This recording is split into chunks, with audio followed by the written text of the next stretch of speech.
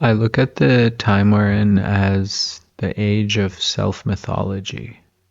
Somewhere along the way, being a person stopped feeling like enough. The world seems to have gotten faster, louder, more demanding, and suddenly we're all told to become a symbol instead, an aesthetic, a brand, some kind of protagonist on a glowing stage. I don't think main character energy was born from confidence. I think it was born from exhaustion. Capitalism asks us to be productive, interesting, desirable, healed, ambitious, mystical, emotionally literate, and endlessly expressive all at once. I think the pressure is unbearable unless you turn yourself into a story.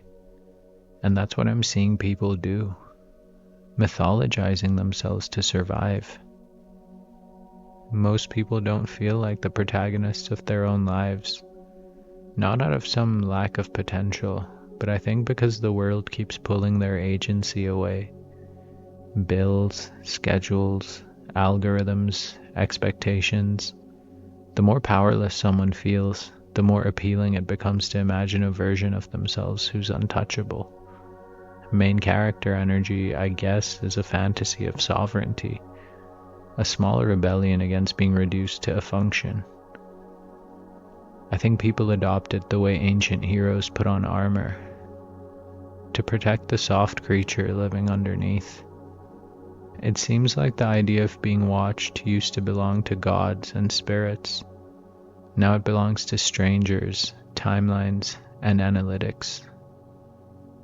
People learn to narrate their actions internally as if someone is always observing.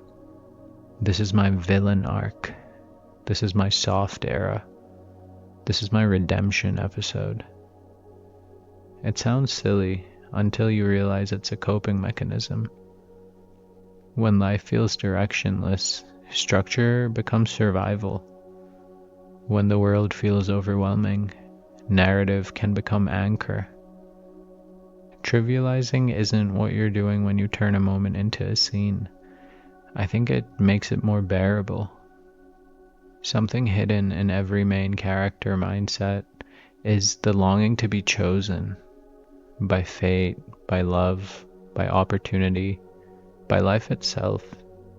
It doesn't matter how rational someone is. On some level, everyone wants to believe they're meant for something. And I think they are. In another era, this longing was given spiritual language, destiny, calling, divine purpose. Today, it's a meme, but the ache underneath is the same. People want to feel guided. They want their suffering to have context. I want to feel guided. I want my suffering to have context. I think we want our desires to be more than random. And I think main character energy gives that shape to the shapeless. There is something spiritual in the way people curate themselves. And of course, there's the vanity, but then there's also the intentionality. The way they dress with meaning, speak with symbolism, and move through the world as if their life is unfolding along a larger arc. It's a ritual, and yes, I know I say that about everything. To walk like the protagonist is to pray with your body, softly telling the universe, I am ready to participate in my own life. And sometimes, little things like that change everything. But there's a shadow side too. When people feel pressure to be the main character, they forget that a story is only real when there are other characters in it. I think hyper-individualism isolates. Perfection isolates, as does curated identity. Being the center of the narrative can be intoxicating, but it can also make you forget how to be held by others, how to be small, how to rest, how to let someone else lead the story for a while. My truth is that Being a human was never meant to be a solo performance. I think main character energy becomes healthy only when it stops being armor and starts being real expression. When you use it not to escape your life, but to deepen it. When you let it remind you that even in a world that flattens you into roles and metrics, your interior world is still immense. The point is not to be the only character. The point is to remember you are a character at all. Alive, feeling, evolving, and capable of change. And if those things are true, it means you're allowed to rewrite your script.